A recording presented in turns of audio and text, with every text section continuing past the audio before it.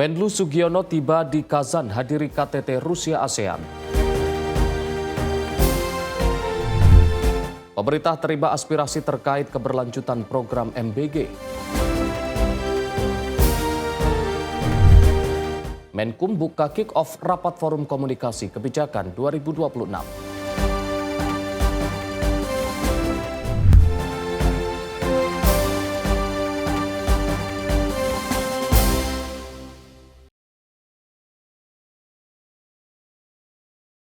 Halo pemirsa, Ruang Kabinet kembali hadir menemani Anda dengan beragam informasi seputar kegiatan dan agenda dari berbagai kementerian di Kabinet Merah Putih. Bersama saya Arif Rifai, inilah Ruang Kabinet selengkapnya. Pemirsa, di tengah dinamika global, pemerintah memutuskan tetap mempertahankan harga BBM bersubsidi. Langkah ini dilakukan dengan harapan masyarakat tetap menjalankan aktivitas sehari-hari tanpa terbebani kenaikan biaya energi. Di balik setiap perjalanan dan aktivitas masyarakat, ada kebutuhan energi yang harus tetap terjangkau. Oleh karenanya, di tengah dinamika global, pemerintah memutuskan tetap mempertahankan harga BBM bersubsidi. Melalui sosial media Instagram @bakom.ri, disampaikan untuk harga Pertalite tetap di angka Rp10.000 per liter dan biosolar tetap di Rp6.800 per liter. Langkah ini dilakukan guna menjaga daya beli masyarakat serta membantu aktivitas ekonomi tetap bergerak di tengah dinamika harga energi dunia. Kami menyampaikan bahwa harga BBM untuk bersubsidi maupun LPG itu tidak ada perubahan sama sekali. Makanya kita untuk menjaga daya beli masyarakat, terutama kepada BBM subsidi, sama sekali tidak kita naik. Tim redaksi Simpo TV melaporkan. Pemirsa, pemerintah mengklaim iklim investasi Indonesia telah menarik minat tinggi para investor asing. Pertumbuhan ekonomi Indonesia dinilai tetap stabil meski di tengah dinamika geopolitik dan ekonomi global. Chief Executive Officer CEO Danantara sekaligus Menteri Investasi dan Hilirisasi, Kepala BKPM Republik Indonesia, Rosan Ruslani, memaparkan hasil kunjungan kerjanya ke sejumlah negara dan respon para investor asing terhadap perekonomian Indonesia.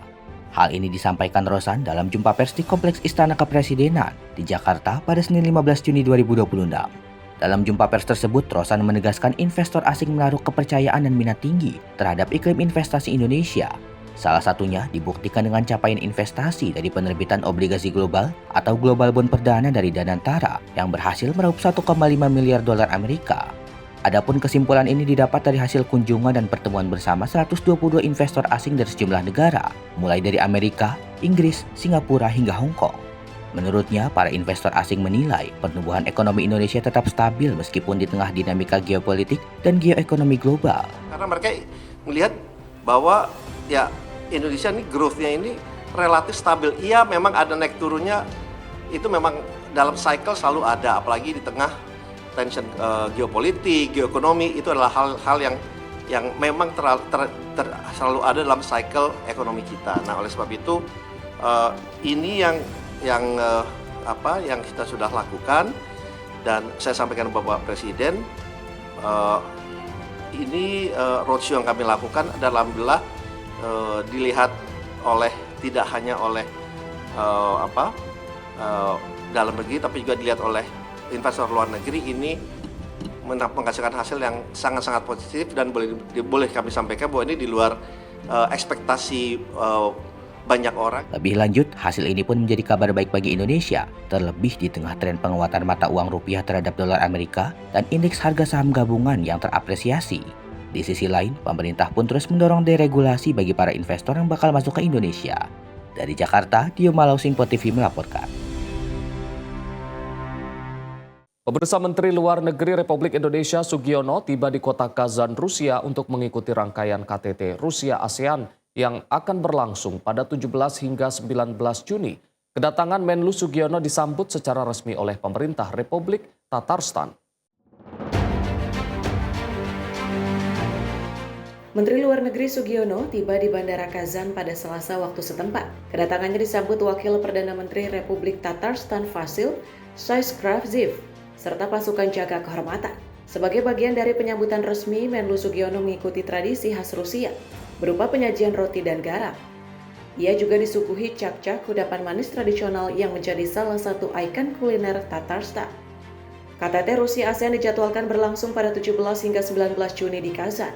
Pertemuan ini mempertemukan para pemimpin dan pejabat tinggi dari Rusia serta negara-negara anggota ASEAN. ASEAN saat ini beranggotakan 11 negara yaitu Brunei Darussalam, Vietnam, Indonesia, Kamboja, Laos, Malaysia, Myanmar, Singapura, Thailand, Filipina, dan Timor Leste. KTT ini diharapkan menjadi ajang untuk memperkuat kerjasama di berbagai bidang, termasuk ekonomi, perdagangan, investasi, dan hubungan strategis antara Rusia dan negara-negara ASEAN. Tim redaksi Sinpo TV melaporkan. Menteri Sosial Saifullah Yusuf memastikan bahwa kebijakan efisiensi anggaran pemerintah tidak akan memangkas alokasi bantuan sosial bagi masyarakat penerima manfaat. Pria yang akrab disapa Gus Ipul ini menegaskan penghematan hanya menyasar biaya operasional internal kementerian seperti kegiatan rapat dan pelatihan yang bisa ditunda.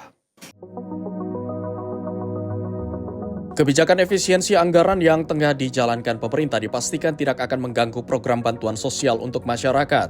Menteri Sosial Saifullah Yusuf pada Rabu petang menegaskan hak-hak para penerima manfaat tetap menjadi prioritas utama dan tidak akan mengalami pengurangan sama sekali. Gus Ipul menambahkan berkaca pada tahun lalu, anggaran bansos justru mengalami penambahan dari tahun sebelumnya. Untuk para penerima manfaat tidak ada pengurangan sama sekali. Bahkan kalau belajar dari tahun lalu ada penambahan dari Bapak Presiden. Jadi yang sifatnya bansos, bantuan-bantuan sosial, insya Allah tidak ada yang dikurangi. Maka kita mencoba memilih dan memilah yang terkait dengan operasional dan bisa ditunda pelaksanaannya, itu tentu kami lakukan efisiensi.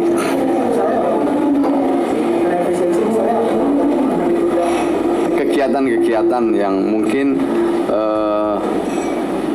pelatihan untuk para pendamping, kemudian rapat-rapat, ya itu kita tunda yang seperti itu. Untuk menyiasati pemangkasan anggaran, Kementerian Sosial kini memilih untuk menunda sejumlah program internal yang dinilai belum mendesak.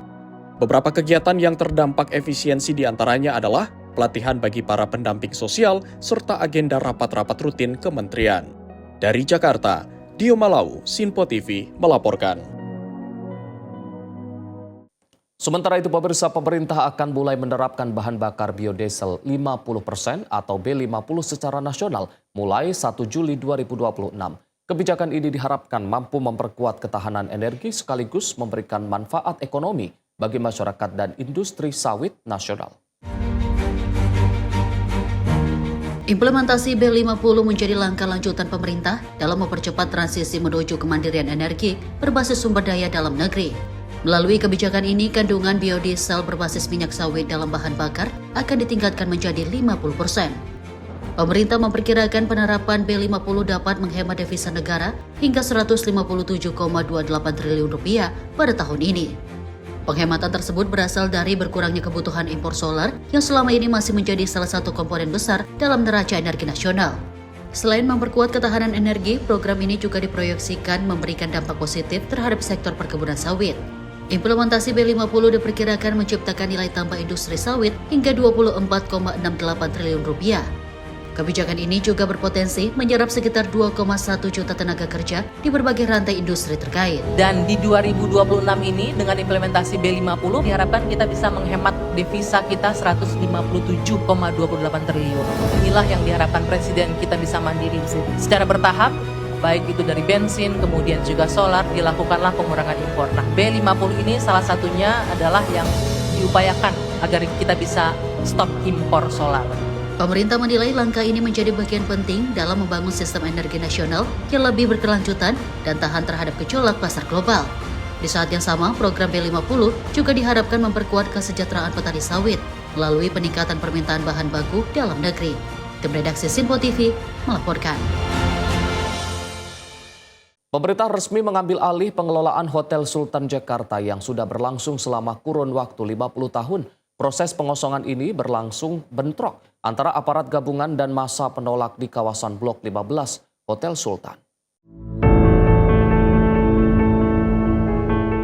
Wakil Menteri Sekretaris Negara Juri Ardiantoro menjelaskan progres pengosongan Hotel Sultan ini berlangsung sesuai dengan hukum yang berlaku sejak putusan Pengadilan Negeri Jakarta Pusat dan penetapan Pengadilan Negeri Jakarta Pusat. Proses pengosongan Hotel Sultan Jakarta ini berlangsung bentrok antara aparat gabungan dan massa penolak sejak Kamis pagi di Blok 15 kawasan Hotel Sultan Jakarta. Secara historik, objek eksekusi ini berada di kawasan Gelora Bung Karno, serta bagian dari hak pengelolaan nomor 1 /Gelora. Adapun tanah di atas ex-Hotel Sultan Jakarta ini telah dibebaskan dan diganti rugi pemerintah periode 1959 hingga 1962. Juri menyebutkan pemerintah akan memperhatikan nasib dari para karyawan ex-Hotel Sultan Jakarta usai pengambilan alihan aset tersebut oleh negara. Nanti prinsipnya kami dari Kementerian Sekretariat Negara minta kepada PPK GBK untuk bukan hanya mendata tetapi betul-betul memperhatikan nasib dari karyawan Hotel Sultan ini. Jadi intinya kami tidak ingin mereka setelah pengambil alihan aset ini menjadi pihak yang dikorbankan. Jadi kami ingin memanusiakan mereka, nanti kita akan data, ajak komunikasi, ajak bareng untuk melanjutkan aktivitas di GBK. Jadi jangan khawatir terkait dengan karyawan dan kami buka komunikasi seluas-luasnya, kami buka posko, kami buka saluran untuk mereka bisa komunikasi langsung dengan PPK GBK. Kuasa Hukum Pusat Pengelolaan Kompleks Gelora Bung Karno, Chandra Muhammad Hamzah menjelaskan, penantian ini telah berlangsung selama 20 tahun setelah adanya perpanjangan hak guna bangunan tanpa pemegang rekomendasi hak pengelolaan, dalam hal ini Kementerian Sekretariat Negara. Bukti pembebasan tanahnya asli ada. Jadi bukan cuma sekedar bicara. Ini salah satu contoh bukti pembebasan tanah tahun 58 dan sampai dengan 62. Ya. Nah, kemudian PT Indobilco dikasih izin untuk menggunakan. Tidak ada jual beli, tidak ada pelepasan hak atas tanah, tidak ada warisan, tidak ada hibah, tidak ada pengalihan hak dari pemerintah negara Republik Indonesia kepada Indobilco. Tidak ada sama sekali, hanya izin menggunakan tanah selama 30 tahun.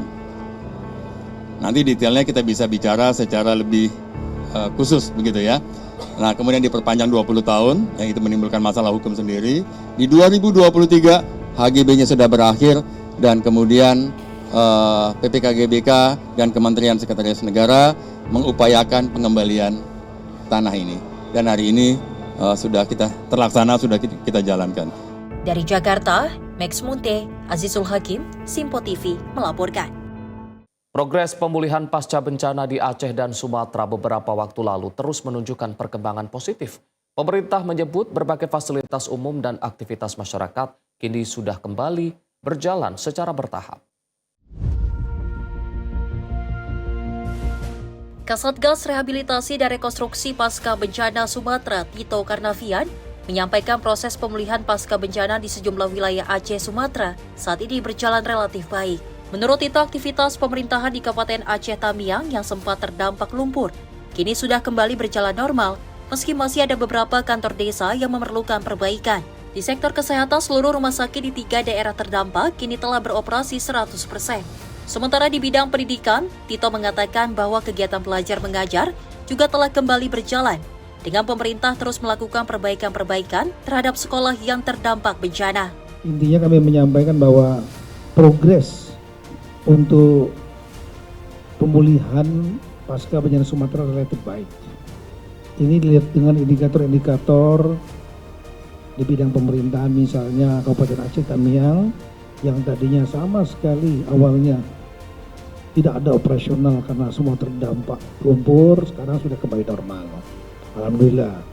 Tinggal beberapa desa, kantor desa yang harus diperbaiki, terutama yang rusak berat. Kemudian juga dari segi kesehatan, misalnya semua sudah operasional, rumah sakit ya 100% di 3 daerah, puskesmas, tinggal beberapa puskesmas membantu. Kami mengapresiasi Menteri Kesehatan bekerja sangat cepat. Kemudian juga di bidang pembelajaran, sudah pembelajaran 100%. Pemerintah berharap proses rehabilitasi dan rekonstruksi dapat terus berjalan sesuai target agar aktivitas masyarakat dapat pulih sepenuhnya.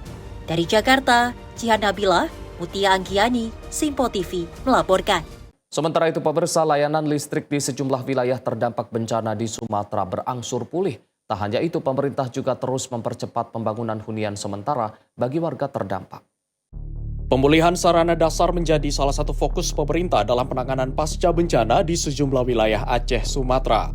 Salah satunya melalui pemulihan jaringan listrik dan akses internet agar aktivitas masyarakat dapat kembali berjalan normal.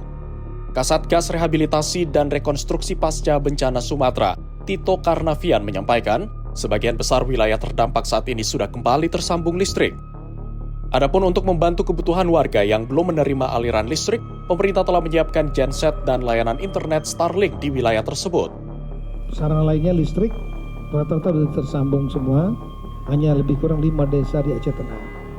Kemudian ada 2 desa di daerah Tapanuli Selatan kalau saya tidak salah, yang memang karena jalannya terputus, jembatan terputus, sambungan juga terputus, tapi diberikan genset dan Starlink untuk internet. Terkait hunian sementara atau huntara, hingga saat ini pembangunan telah mencapai 47%. Tito menyebut sebagian besar wilayah terdampak di Sumatera Barat sudah tidak lagi menggunakan tenda pengungsian. Sementara di Sumatera Utara, kondisi pengungsian yang sempat muncul kembali akibat banjir di Tapanuli Tengah kini disebut sudah tertangani. Termasuk juga huntara, 70% sudah dibangun. Kemarin saya pengecekan terakhir, rapat langsung hari Selasa yang lalu, satu-satu saya tanya Bupati di Aceh apakah masih ada di tenda. Kalau Sumatera Barat nggak ada lagi, udah lama, sudah sampai 2 bulan lalu. Sumatera Utara juga tadinya sudah selesai tapi banjir lagi di Kecamatan Tuka di Tapteng, sehingga ada lagi tenda tapi sekarang. Dari Jakarta, Jihan Nabila, Mutia Anggiani, Sinpo TV melaporkan. Pemirsa, Presiden Prabowo kumpulkan direksi dan komisaris Himbara. Simak informasinya usai jeda. Tetaplah bersama kami di Ruang Kabinet.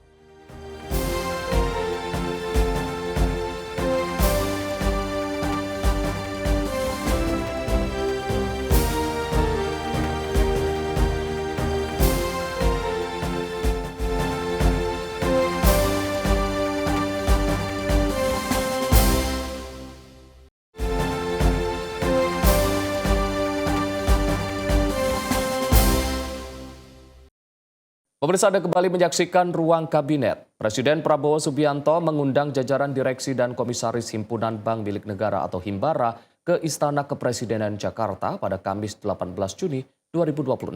Pertemuan tersebut digelar untuk membahas berbagai isu strategis di sektor perbankan sekaligus mendengarkan arahan Presiden terkait prospek perekonomian nasional.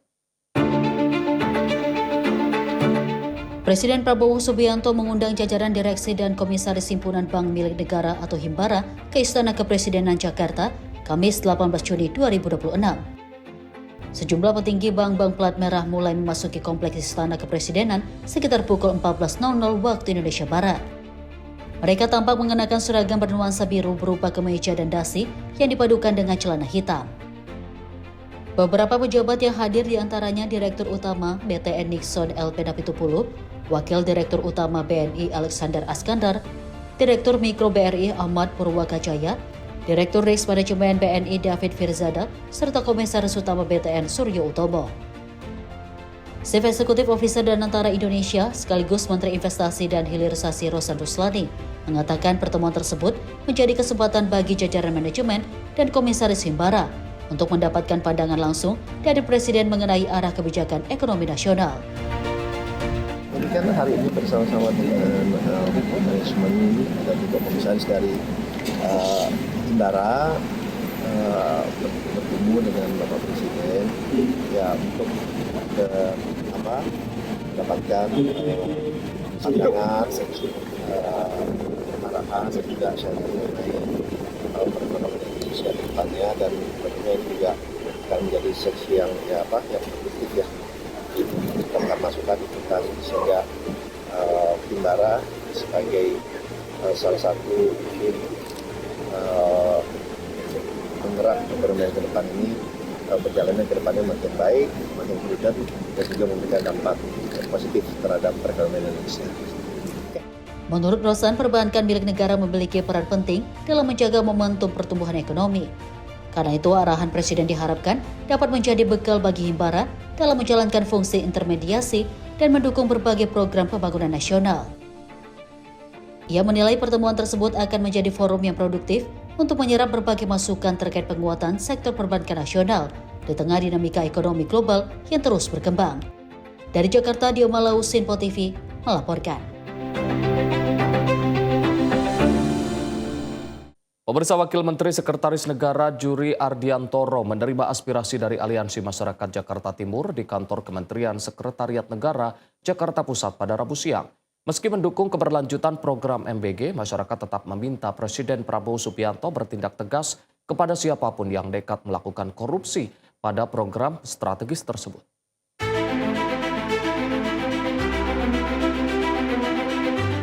Usai menggelar aksi damai di ruas Jalan Medan Merdeka Selatan, Gambir, Jakarta Pusat pada Rabu siang, perwakilan massa aksi dari Aliansi Masyarakat Jakarta Timur akhirnya bisa menyampaikan aspirasinya secara langsung kepada pemerintah dan diterima langsung oleh Wakil Menteri Sekretaris Negara Juri Ardiantoro.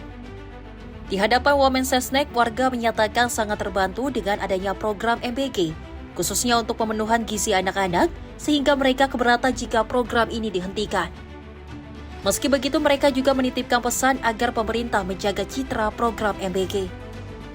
Salah satu poin utama yang ditekan adalah ketegasan Presiden bersama jajarannya untuk memberantas korupsi tanpa kompromi bagi pihak yang menyalahgunakan program MBG.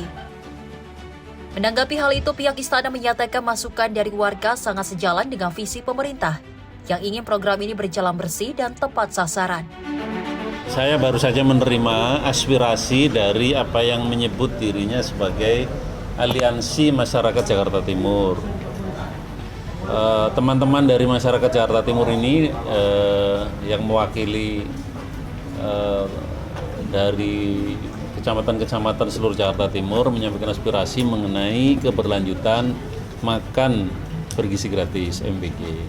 Jadi masyarakat ini tidak rela, tidak ingin kalau MBG dihentikan. Mereka tetap ingin MBG harus terus berlanjut karena memang itu dibutuhkan oleh masyarakat. Hanya saja mereka juga memberikan catatan atau menyampaikan aspirasi supaya hal-hal yang membuat citra MBG ini tidak baik supaya tangani. Misalnya isu korupsi, supaya Pak Presiden dan seluruh jajarannya tegas untuk menindak barang siapa atau pihak-pihak yang menyalahgunakan MBG dan melakukan korupsi di program MBG. Yang kedua juga mereka menuntut supaya ada perbaikan-perbaikan dalam pelayanan pemberian makan bergizi gratis kepada anak-anak kita. Selain isu korupsi, masyarakat juga menuntut adanya peningkatan kualitas pelayanan serta standarisasi menu yang disajikan. Warga berharap tidak ada pengurangan spesifikasi maupun kuantitas porsi makanan bergizi gratis. Kami barusan diterima oleh Wamensesnek, saya lupa namanya, dan bagus sekali. Artinya aspirasi kami diterima dengan baik dan akan disampaikan kepada Bapak Presiden Prabowo Subianto. Masih seperti tadi, kami menuntut Bapak Prabowo Subianto untuk melanjutkan program unggulannya yaitu MBG. Adapun hal yang kurang dari MBG, kami meminta untuk segera direvisi supaya program ini jauh lebih baik. Dengan adanya pengawasan ketat dan perbaikan pelayanan, program makan bergizi gratis diharapkan dapat terus berlanjut demi generasi muda Indonesia di masa depan. Dari Jakarta, Dio Malau, Sinpo TV melaporkan. Pemirsa, di tengah perubahan iklim global, pemerintah mengklaim kondisi pangan nasional masih dalam keadaan yang baik dan terkendali. Dalam hal ini, Sekretaris Jenderal Kementerian Pertanian Suwandi menyampaikan Indonesia berhasil meningkatkan produksi beras nasional hingga mencapai 5,3 juta ton. Sekjen Kementerian Pertanian, Suwandi, menyampaikan Indonesia berhasil meningkatkan produksi beras nasional di tengah tantangan perubahan iklim global. Dalam konferensi pers update program hasil terbaik cepat dan pangan nasional, Suwandi menyebutkan berdasarkan pengecekan Badan Pangan Nasional, stok beras di gudang saat ini mencapai 5,3 juta ton. Menurut Suwandi, jumlah tersebut menjadi salah satu cadangan beras terbesar yang pernah dicapai dalam puluhan tahun terakhir. Kondisi positif ini juga didukung data USDA dan FAO, serta sejumlah indikator makroekonomi seperti pertumbuhan PDB sektor pertanian, peningkatan nilai tukar petani, menurunnya angka kemiskinan di pedesaan, serta meningkatnya ekspor dan menurunnya impor pangan. Selain beras, Suwandi mengungkapkan sejumlah komoditas pangan lain seperti cabai, bawang merah, telur, jagung, dan gula konsumsi juga disebut berada dalam kondisi yang baik dan terjaga. Hasil kemarinlah dicapai swasembada dan diumumkan naik produksi 4 juta ton, dan sekarang terkonfirmasi Pak Kepala Bakom ini sudah ngecek gudang-gudang berapa stok beras. Saya lihat betul Bapak, 5,3 juta ton stok beras ini. Ini saya jadi pegawai negeri sudah 34 tahun Bapak Kepala. Baru sekali ini produksi naik tinggi, saya merasakan langsung, dan itu stok beras nggak pernah sebanyak itu di Bulog itu. Ini sekarang. Jadi mohon maaf yang belum percaya bisa cek sendiri sama Pak Kepala, nanti stok di mana saja record dengan baik dan itu ada barangnya. Benar, 5,3 juta ton itu salah satu prestasi. Dan kami dikonfirmasi juga Pak Menteri, produksi benar naik enggak? Benar Pak. Programnya nyata, petani senang, semangat, tapi terkonfirmasi oleh data USDA, data FAO juga demikian, terkonfirmasi juga dengan data makroekonomi pertanian Bapak. Produksi naik itu pasti diikuti dengan PDB naik tinggi sektor pertanian 2025 itu 5,74%. Dari Jakarta, Jihan Nabila Mutia Angkiani, Senpo TV melaporkan. Melalui open house di Sekolah Rakyat Menengah Pertama 2 Medan, calon siswa dan orang tua diajak melihat langsung proses belajar serta kehidupan asrama. Menteri Sosial RI Saifullah Yusuf mengajak masyarakat untuk melihat langsung wajah sekolah rakyat sesungguhnya.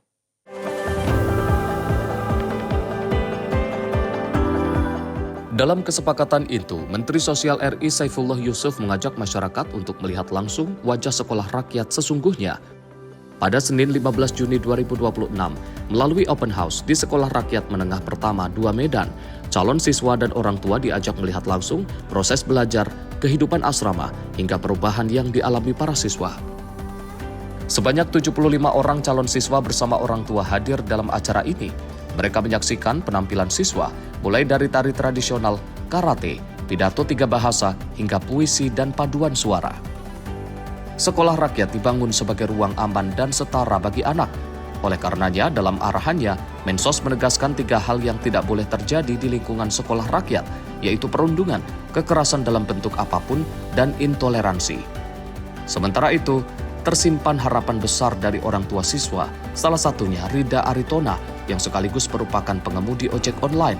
Ia berharap anaknya dapat meraih pendidikan berkualitas dan masa depan yang lebih baik dari dirinya. Yang harapan saya besar supaya mereka bisa mendapatkan kehidupan yang lebih baik. Jangan seperti kehidupan saya lagi. Sementara itu nantinya di Medan, Sekolah Rakyat Permanen akan menampung 270 siswa dari jenjang SD, SMP, hingga SMA. Tim redaksi Sinpo TV melaporkan. Menteri PU Dodi Hanggodo meninjau pembangunan Sekolah Rakyat Jawa Timur 4 yang berada di Kecamatan Blambangan, Kabupaten Banyuwangi, guna mempercepat pembangunan sekolah rakyat. Menteri PU juga menegaskan seluruh sekolah rakyat yang dibangun pemerintah dirancang dengan standar internasional.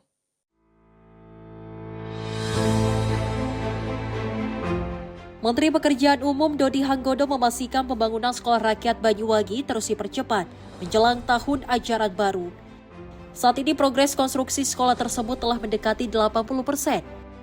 Menurut Dodi, percepatan pembangunan terus dilakukan melalui penambahan tenaga kerja dan pelaksanaan pekerjaan secara paralel. Langkah tersebut ditempuh agar target operasional sekolah pada Juli 2026 dapat tercapai. Ia meminta penyedia jasa menambah jumlah pekerja untuk mempercepat penyelesaian konstruksi. Kementerian PU juga akan terus memantau perkembangan pekerjaan melalui unit teknis terkait. Selain progres pembangunan, aspek keamanan kawasan juga menjadi perhatian pemerintah.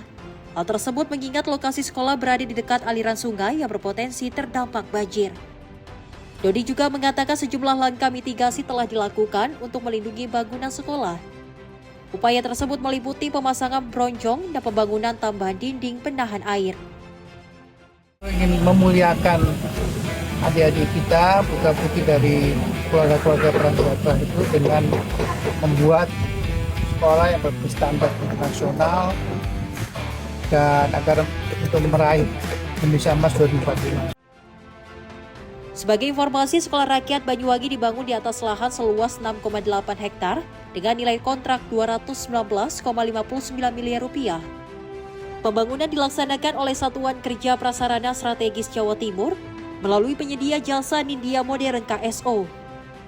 Kawasan pendidikan tersebut dilengkapi gedung SD, SMP, dan SMA serta asrama siswa. Fasilitas pendukung lainnya meliputi rumah susun guru, masjid, gedung serbaguna, kantin, hingga lapangan sepak bola. Dodi menegaskan seluruh sekolah rakyat yang dibangun pemerintah dirancang dengan standar internasional. Program tersebut ditujukan untuk memperluas akses pendidikan berkualitas bagi anak-anak dari keluarga prasejahtera. Tim redaksi Simpo TV melaporkan.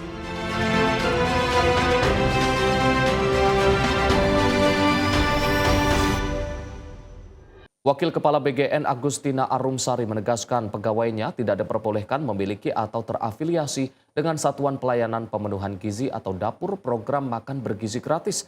Menurutnya hal ini akan berpotensi menimbulkan konflik kepentingan dalam pengambilan kebijakan. Jadi yang paling utama sebenarnya itu, kalau yang lain-lainnya si A, si B, si C, yang penting teknisnya, dapurnya secara teknis memenuhi syarat. Pegawai Badan Gizi Nasional tidak diperbolehkan memiliki atau terafiliasi Satuan Pelayanan Pemenuhan Gizi atau SPPG. Hal tersebut disampaikan langsung oleh Wakil Ketua BGN Agustina Arumsari usai menghadiri rapat bersama Komisi 9 DPR di Kompleks Parlemen Senayan, Jakarta. Menurutnya, larangan tersebut diperlukan karena pegawai BGN memiliki kewenangan dalam menentukan berbagai kebijakan yang berkaitan dengan operasional dapur MBG. Agustina menegaskan fokus utama BGN saat ini bukan memperbanyak jumlah dapur, melainkan memastikan program MBG tepat sasaran kepada kelompok penerima manfaat yang membutuhkan intervensi gizi. Sebenarnya begini ya, hal yang utama itu adalah BGN, pegawai BGN sebagai orang yang mengambil keputusan, mengambil kebijakan itu yang tidak boleh punya SPP. Ya, karena apa? Karena kan dia mengambil kebijakan, maka kemudian keluarlah angka 6 juta flat, diubah dari tadinya 2.000 kali sekian penerima manfaat, dapur dari 400 meter, kemudian direvisi menjadi 100 meter, kan karena konflik kepentingan. Jadi yang paling utama sebenarnya itu, kalau yang lain-lainnya si A, si B, si C, yang penting teknisnya, dapurnya secara teknis memenuhi syarat, memenuhi standar kualitas, nanti kami akan bikin indeks yang baru, memenuhi itu, ya sudah. Dari Jakarta, Fahrizal, Dava Rizkiano, Simpo TV melaporkan. Pemirsa, sektor pariwisata Indonesia terus menunjukkan kinerja positif sepanjang tahun 2026. Jumlah kunjungan wisatawan mancanegara meningkat, disertai kenaikan pengeluaran wisatawan yang mendorong pertumbuhan devisa pariwisata nasional. Pada periode Januari hingga April 2026, jumlah kunjungan wisatawan mancanegara mencapai 4,68 juta kunjungan. Angka tersebut meningkat 8,24% dibandingkan periode yang sama tahun sebelumnya. Pemerintah menilai capaian tersebut didukung oleh strategi pemasaran pariwisata yang lebih adaptif dengan memaksimalkan pasar wisatawan jarak dekat dan menengah. Seiring meningkatnya kunjungan, rata-rata pengeluaran wisatawan mancanegara juga mengalami kenaikan. Pada triwulan pertama 2026, rata-rata pengeluaran wisatawan mencapai 22,68 juta rupiah per kunjungan. Peningkatan jumlah kunjungan dan belanja wisatawan tersebut berkontribusi terhadap devisa pariwisata yang mencapai 68,28 triliun rupiah. Nilai devisa itu tumbuh 6,3% dibandingkan periode yang sama tahun lalu. Sektor pariwisata Indonesia terus menunjukkan kinerja yang positif dan resilient, baik dari sisi wisatawan mancanegara maupun wisatawan Nusantara. Semakin memperkuat peran pariwisata sebagai salah satu penggerak pertumbuhan ekonomi nasional. Tidak hanya dari sisi jumlah, kualitas kunjungan pun meningkat. Rata-rata pengeluaran wisatawan mancanegara per kunjungan pada triwulan 1 2026 mencapai $1.345 atau setara 22,68 juta rupiah, meningkat 5,3% dibandingkan triwulan 1 2025 yang tercatat sebesar 1.277 US dollar atau setara 20,89 juta rupiah. Sementara Wisnus atau Wisatawan Nusantara mencatatkan 417,06 juta perjalanan dengan estimasi putaran ekonomi sekitar 1.016 triliun rupiah. Devisa pariwisata pada triwulan 1 2026 menembus 4,05 miliar US dollar, tumbuh 6,3% dibandingkan tahun. Di sisi lain, aktivitas perjalanan wisatawan Nusantara juga terus menunjukkan pertumbuhan positif. Kondisi ini memperkuat peran sektor pariwisata sebagai salah satu penggerak pertumbuhan ekonomi nasional serta penciptaan peluang usaha dan lapangan kerja di berbagai daerah. Tim redaksi Sinpo TV melaporkan. Menteri PU tinjau progres pembangunan sekolah rakyat di Sragen. Simak informasinya usai jeda. Tetaplah bersama kami di Ruang Kabinet.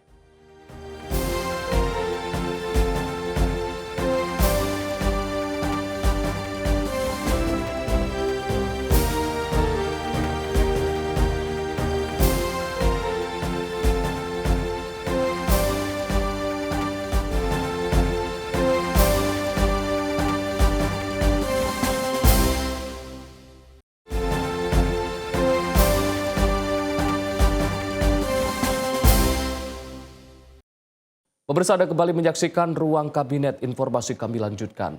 Menteri Pekerjaan Umum Dodi Hanggodo memastikan progres pembangunan sekolah rakyat di Sragen, Jawa Tengah mencapai 87%. Menurutnya, pembangunan sekolah rakyat di Sragen termasuk yang tercepat dibanding dengan daerah lain. Menteri Pekerjaan Umum Dodi Hanggodo melakukan peninjauan langsung pembangunan sekolah rakyat di Kabupaten Sragen, Jawa Tengah pada Selasa 16 Juni 2026. Dalam kunjungan tersebut, Menteri Dodi memastikan percepatan pembangunan terus berjalan sesuai target, dengan capaian progres fisik yang telah mencapai 87,12%. Berbeda dengan pola inspeksi pada umumnya, Menteri Dodi mengaku lebih memilih memeriksa area proyek yang masih memerlukan penyelesaian, guna mengidentifikasi kendala yang dihadapi di lapangan dan mencari solusi secara cepat. Menurutnya, progres pembangunan sekolah rakyat di Sragen termasuk yang tercepat dibandingkan sejumlah proyek serupa di berbagai daerah. Maka dari itu, untuk menjaga target penyelesaian proyek, Kementerian PU telah meminta penyedia jasa konstruksi menambah jumlah tenaga kerja hingga mencapai sekitar 1.000 sampai 1.100 orang.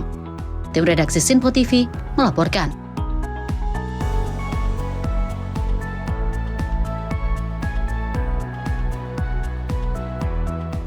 Program Bantuan Stimulan Perumahan Swadaya atau BSPS menjadi salah satu upaya pemerintah dalam mendukung kesejahteraan masyarakat melalui penyediaan hunian layak. Program ini menjadi salah satu langkah pemerintah dalam memperbaiki kondisi hunian masyarakat berpenghasilan rendah.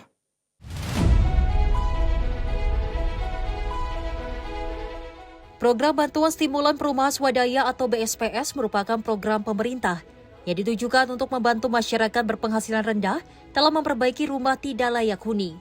Melalui program ini, pemerintah memberikan bantuan stimulan agar masyarakat dapat memiliki hunian yang lebih layak, aman, dan sehat. Kepala Badan Komunikasi RI Muhammad Kodari menyampaikan hingga awal Juni 2026, progres program BSPS telah mencapai 13,51%. Kodari menjelaskan program BSPS memberikan bantuan reguler sebesar 20 juta rupiah per unit yang terdiri dari bantuan bahan bangunan dan upah tukang.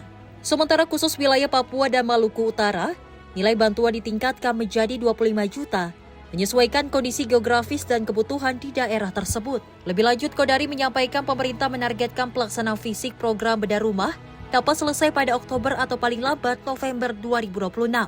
Untuk program bedah rumah atau disebut Bantuan Stimulan Perumahan Swadaya, disingkat BSPS, hingga awal Juni 2026 progresnya mencapai 13,51%. Kementerian PKP menargetkan seluruh pelaksanaan fisik perbaikan rumah tidak layak huni dapat selesai pada Oktober 2026 atau paling lambat November 2026. Saat ini percepatan difokuskan pada proses verifikasi calon penerima bantuan. Dari target awal sekitar 400.000 unit, proses verifikasi telah mencapai sekitar 300.000 unit dan ditargetkan selesai seluruhnya pada Juni 2026. Diperkirakan proses verifikasi membutuhkan waktu sekitar 2 bulan dan fisiknya sekitar 3 bulan.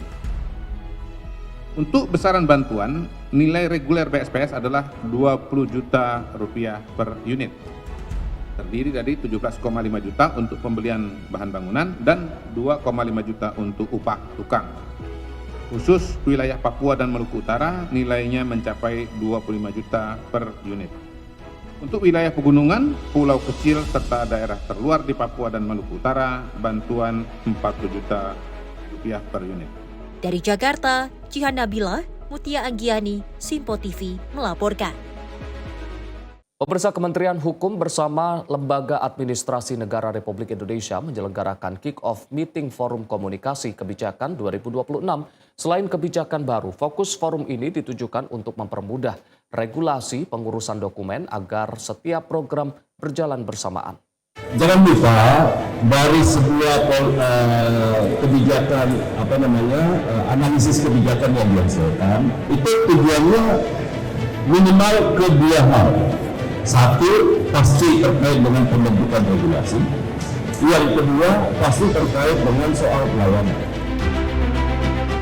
Menteri Hukum Supratman Andi Aktas memimpin langsung pembukaan rapat Forum Komunikasi Kebijakan tahun 2026 bersama Lembaga Administrasi Negara di Kantor Pusat Kementerian Hukum, Jakarta pada Rabu pagi. Pada kesempatan ini, Supratman menjelaskan tujuan forum ini digelar untuk menggagas kepengurusan urusan dokumen antar tiap lembaga di tanah air, sekaligus setiap program pemerintah dapat berjalan secara bersamaan. Supratman menyebut kebijakan bersifat tematik seperti pangan hingga energi turut dibahas bersama, serta upaya meningkatkan kualitas dari sistem pemerintahan berbasis elektronik atau SPBE Kemenkum yang implementasinya belum maksimal.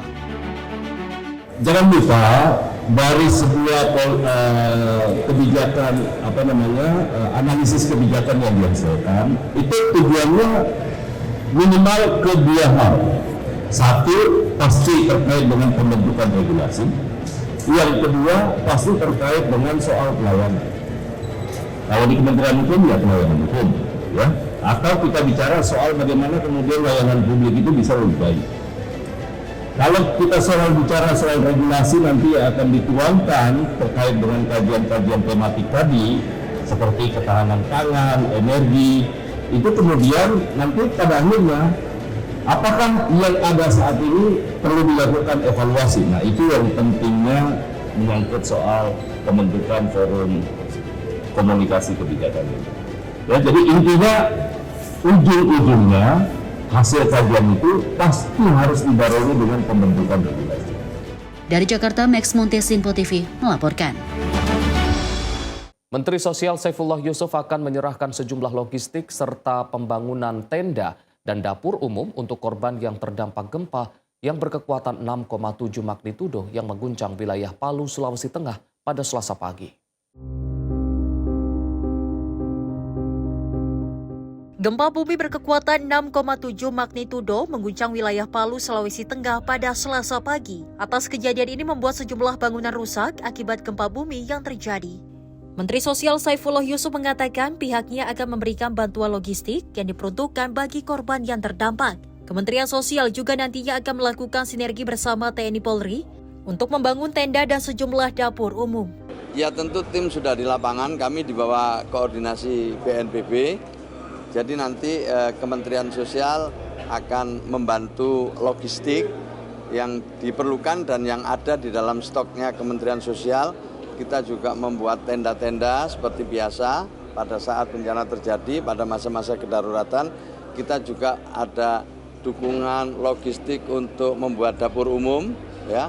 Dan sambil tentu kita akan memberikan bantuan-bantuan lain yang diperlukan bekerjasama dengan TNI, Polri, dan Pemda setempat. Sampai sekarang Tagana dan pilar-pilar sosial, Kementerian Sosial berada di lapangan bersama dengan Pemda untuk melakukan pendataan, memberikan bantuan dan dukungan yang diperlukan pada masa-masa kedaruratan ini. Dari Jakarta, Farizal Davarisiano, Simpo TV melaporkan. Pemirsa, Kementerian Pekerjaan Umum menyiapkan anggaran sekitar 400 miliar rupiah untuk melanjutkan pengembangan kawasan training camp atau TC National Paralympic Committee Indonesia di Delingan, Kabupaten Karanganyar. Sejumlah fasilitas baru akan dibangun untuk menunjang aktivitas atlet dan pengembangan kawasan olahraga nasional tersebut. Menteri Pekerjaan Umum Dodi Hanggodo meninjau langsung Indonesia Paralympic Training Center atau IPTC di Karanganyar, Jawa Tengah. Dalam kesempatan ini, Dodi juga menetapkan penyesuaian prioritas pembangunan di kawasan tersebut. Pembangunan asrama baru dialihkan untuk pembangunan gedung edukasi berkapasitas 400 orang, serta training center tahap kedua yang akan mendukung cabang olahraga beregu.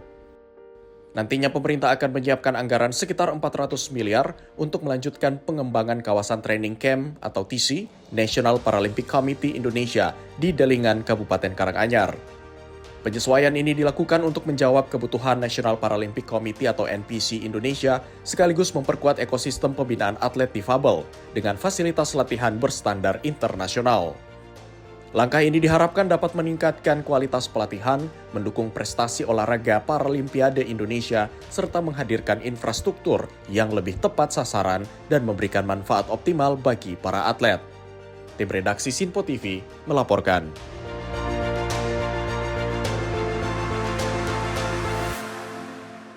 Sementara itu, pemirsa, Kementerian Transmigrasi terus mendorong peningkatan kapasitas dan integritas aparatur sipil negara atau ASN. Langkah ini dinilai menjadi kunci untuk memperkuat program transmigrasi yang kini berfokus pada peningkatan kesejahteraan masyarakat. Wakil Menteri Transmigrasi Viva Yoga Mauladi menyatakan peningkatan kapasitas ASN dan non-ASN dilakukan agar aparatur memiliki integritas serta berorientasi pada pelayanan publik yang akuntabel, loyal, kompeten, adaptif, dan kolaboratif. Program ini disampaikan saat kegiatan peningkatan kapasitas aparatur di Balai Pelatihan dan Pemberdayaan Masyarakat Transmigrasi di Denpasar, Bali. Menurut Wamentrans, peningkatan kinerja ASN harus berfokus pada pelaksanaan tugas sesuai fungsi masing-masing, pemenuhan target program dalam APBN, serta pencapaian output yang sesuai dengan perencanaan yang telah ditetapkan.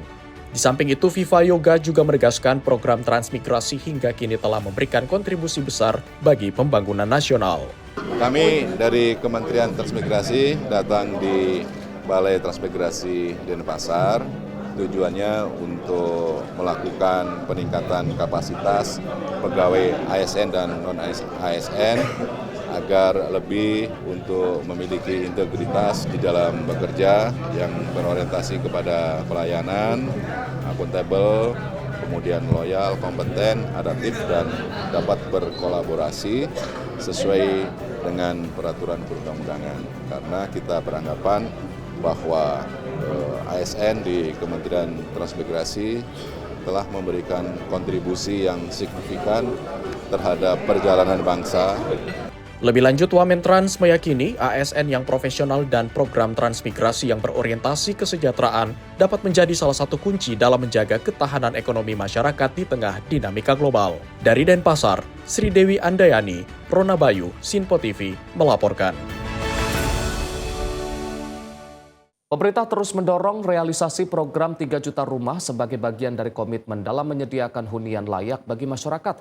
Hingga pekan kedua Juni 2026, realisasi pembangunan dan renovasi rumah secara nasional tercatat telah mencapai lebih dari 320.000 unit.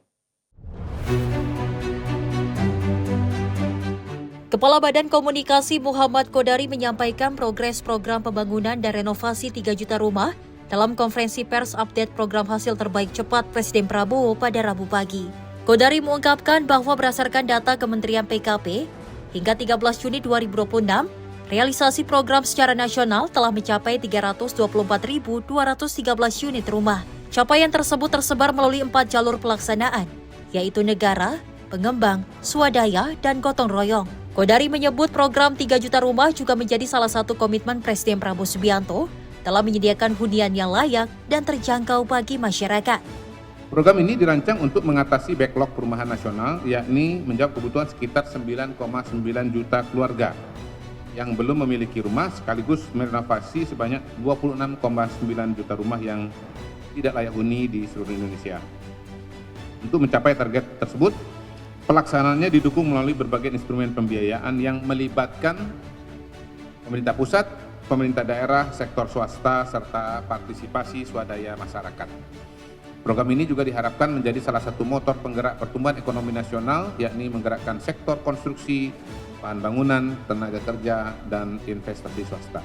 Berdasarkan data Kementerian Perumahan dan Kawasan Permukiman atau PKP, 13 Juni 2026 hingga pekan kedua bulan ini, realisasi program 3 juta rumah secara nasional telah mencapai 324.213 unit pada tahun 2026.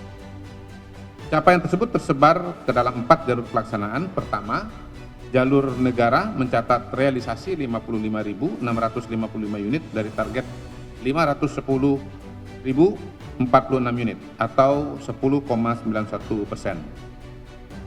Kedua, jalur pengembang dengan realisasi 181.291 unit dari target 635.122 unit atau 28,54%.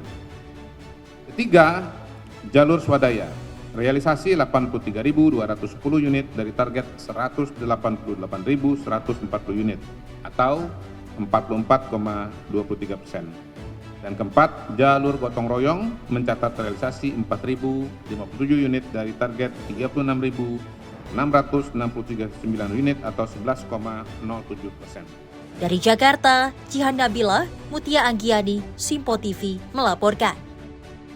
Menteri Haji dan Umroh RI Muhammad Irfan Yusuf memimpin rapat koordinasi pimpinan Kementerian Haji dan Umroh RI pada 15 Juni 2026. Rapat dilaksanakan untuk pastikan setiap evaluasi penyelenggaraan haji dilakukan secara menyeluruh dan berorientasi pada perbaikan nyata.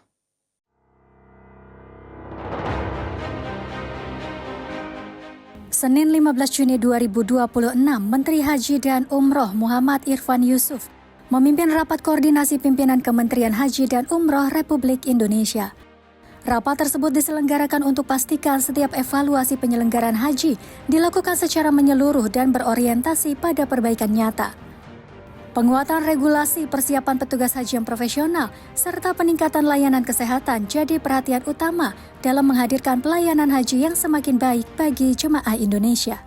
Tim redaksi Simpo TV melaporkan. Pemirsa, pemerintah hadirkan program revitalisasi satuan pendidikan sebagai upaya negara hadirkan ruang belajar yang aman dan nyaman bagi anak di Indonesia. Program ini akan diakselerasi untuk menjangkau 71.744 sekolah demi pemerataan mutu pendidikan.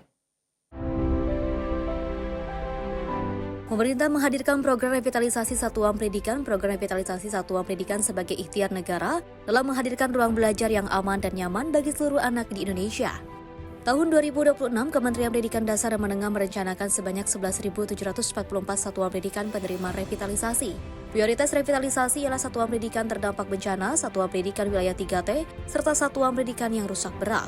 Progres penyaluran bantuan terus berjalan. Sampai saat ini sudah terrealisasi sebanyak 8.503 satuan pendidikan atau 72% dari target satuan pendidikan dengan nilai bantuan 3,69 triliun.